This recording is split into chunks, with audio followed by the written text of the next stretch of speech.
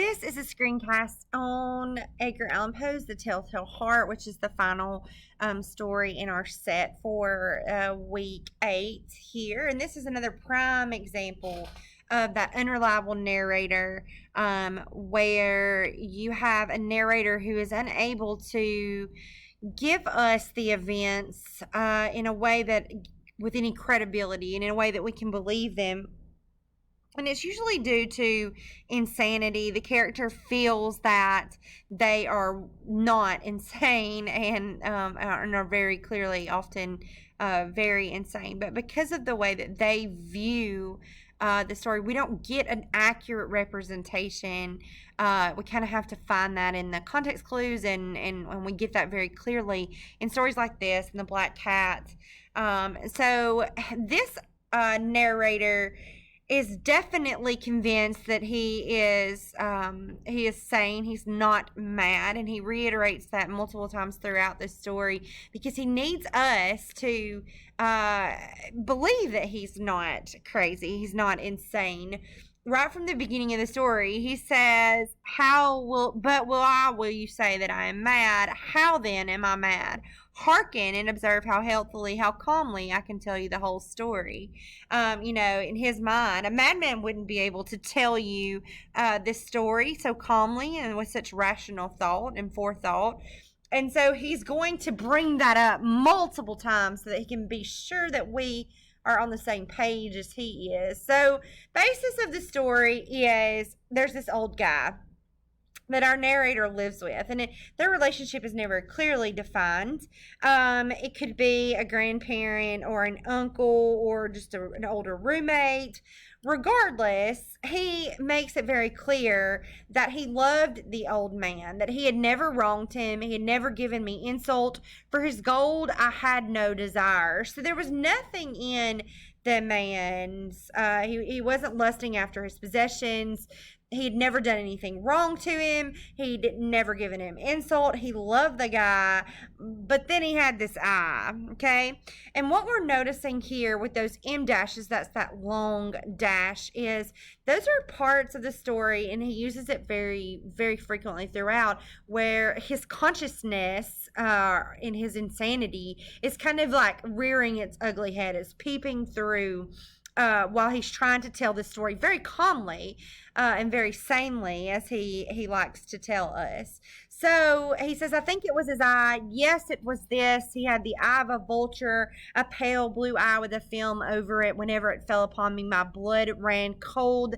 And so, by degrees, very gradually, I made up my mind to take the life of the old man and thus rid myself of the eye forever. I mean, what other reason for murder do you really need? So he begins to plot the old man's demise. He's got to first reiterate that he's not crazy. Again, just in case we'd forgotten, this is the point. You fancy me mad. Madmen know nothing, but you should have seen me. You should have seen how wisely I proceeded, and with what caution, and with what foresight, and with what dissimulation I went to work. Again, just let's reiterate, I'm not crazy. You should have seen the way that I handled this, like plotting his murder. Like I was so careful and cautious, and with what foresight that I went about my task. He says, I was never kinder to the old man than during the whole week before I killed him. How could I be crazy? So every night, around about midnight, for 7 nights, he kind of tries to creep into the old man's room. And he does this really slowly. We're talking about over a period of an hour, where he is slowly opening the door, slowly creeping in, slowly creeping over to the bed to see if the old man is asleep. But he's been unable to do the murder because our old man doesn't have his eyes open. He says, I did this for 7 long nights, every night, just at midnight, but I found the eye always closed. And so it was impossible to do the work, for it was not the old man who vexed me, but his evil eye. So for 7 nights, he sneaks in, he tries to do the deed, and he can't bring himself to do it because the old man's eye is closed and it's not looking at him. And he reiterates that I didn't, the old man was a good guy. I liked him a lot. But that eye. And since he didn't have it open, it wasn't spurning him into a rage. And so every day he would talk about it, talk to him, and ask him how he slept. And, you know, just to kind of, I guess, to allay the old man's suspicions that he was sneaking in at night and trying to kill him. So on the 8th night, okay, so he tries to sneak in, and he does this more cautious, he says, than he had done before. A watch's minute hand moves more quickly than did mine. He sneaks in again, and as he gets into the room, it was really dark in there, and he gets his head in, and he's just about to light the lantern, and his thumb slips, like on the little tin dial, and the man springs up in the bed and says, "Who's there?" And so our dude just freezes and just sits there for about an hour and doesn't move a muscle. And the whole time the man is kind of sitting up, and he's whispering to himself. Like he's whispering, it's just the wind. It's just a wind in the chimney. And, it's merely a cricket, he says, trying to comfort himself back to sleep because he's spooked. And in our narrator's mind, it's like he knows that he's about to be a victim, and his inner self knows that and is trying to convince him of that fact. So he waits this long time, very patiently, he adds, and eventually the old man is still again, and so he opens up the lantern, and wide open, right, it falls upon this vulture eye of the old man. And so he says, he grew furious as I gazed upon it. I saw it with perfect distinctness, all a dull blue with a hideous veil over it that chilled the very marrow in my bones, but I could see nothing else of the old man's face or person, for I had directed the ray as if by instinct precisely upon the damned spot. So he's enraged, there with just seeing the evil eye, when the light hits the evil eye. And then he reiterates that he's not crazy again, but he says that he can hear the old man's heartbeat. Now, he's across the room, okay? He's just coming in the door. So he says that there came to his ears a low, dull, quick sound, much such a sound as a watch makes when enveloped in cotton. And it literally pushes him over the brink. It increases his fury, and he says, as the beating of a drum simulates the soldier into courage. And so he stands there very still, and the hellish tattoo beat of the heart increased louder and louder and louder and louder, obviously because the old man is awake, and he sees the crazy guy standing there with a lantern staring at him. I'm sure you would be crazy as well. And so it gets so loud that our narrator thinks that the neighbors are going to hear. And so it spurs him into action. He jumps on the old man and drags him to the floor and pulls the bed over on top of him. And then, I love this because he's not crazy, right? He sits down upon the bed and smiled gaily to find the deed so far done. So he drags the old man to the floor, pulls the bed over on top of him, and then sits on it and smiles because he is proud of himself. But he's not crazy, right? So after a while, the heartbeat beats on for a while, and after it stops, he pulls the bed back and checks to make sure that he's dead. He puts his hand on his heart, and there's no pulse, okay? The old man was stone dead, he says. His eye would trouble me no more. Then we have that caveat again. If still you think me mad, you will think so no longer when I describe the wise precautions I took for the concealment of the body. What madman would go to this effort?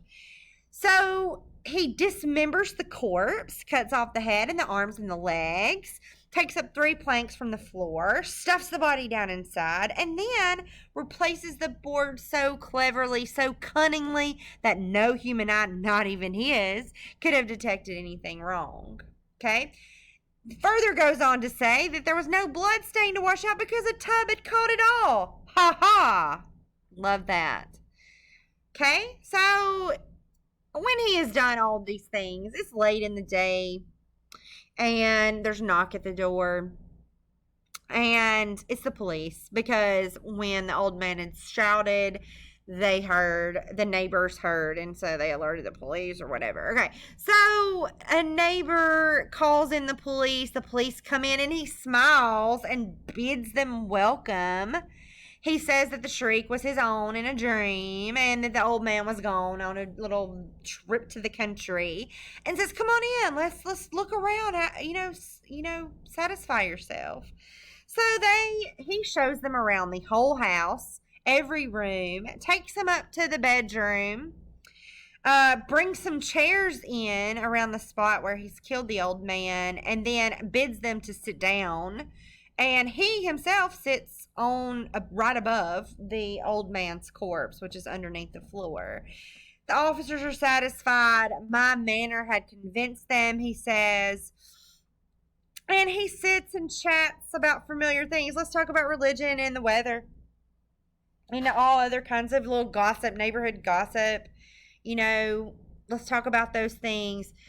But ere long, he found himself starting to react, I guess, maybe to what he'd done. His head starts hurting. He thinks he hears a ringing in his ears.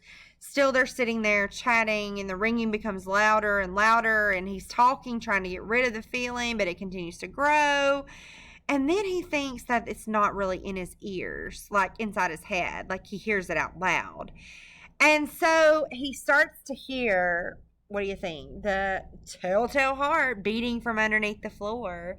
And so he starts to talk louder, trying to cover over the sound. And so here we have a man who had been kind of talking normally, who is getting more erratic and getting louder and talking louder and standing up and strutting around and back and forth with his arms talking. I'm sure he could.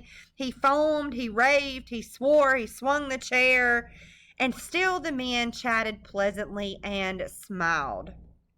Was it possible they heard not? Almighty God, no, they heard. They suspected, they knew. They were making a mockery of my horror. This I thought, and this I think. But anything better than this agony. Anything was more tolerable than this derision. I could bear those hypocritical smiles no longer. I felt that I must scream or die. And now, again, hark, louder, louder, louder, louder. Villains, I shrieked, dissemble no more. I admit the deed. Tear up the planks. Hear, hear. It is the beating out of his hideous heart. So this whole last paragraph really is just a descent into a glimpse into his madness. We see the overuse of the M dash, and that's just in the italicized where he's italicizing words. He's convinced himself that they can hear it. They're just messing with him, and he becomes more erratic.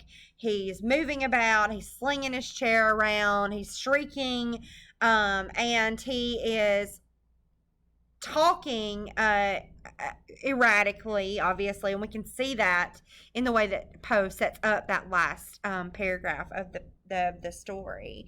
And so he literally reveals the fact that he murdered the guy. And I'm just going to go on a limb and say that the cops really couldn't hear the heartbeat, nor were they any longer suspicious. I think that they were satisfied with the results of their search. But our crazy narrator, our unreliable narrator here, gave himself away. And you can chalk that up to many things. You can chalk it up to guilt. Guilt manifests itself in strange ways sometimes.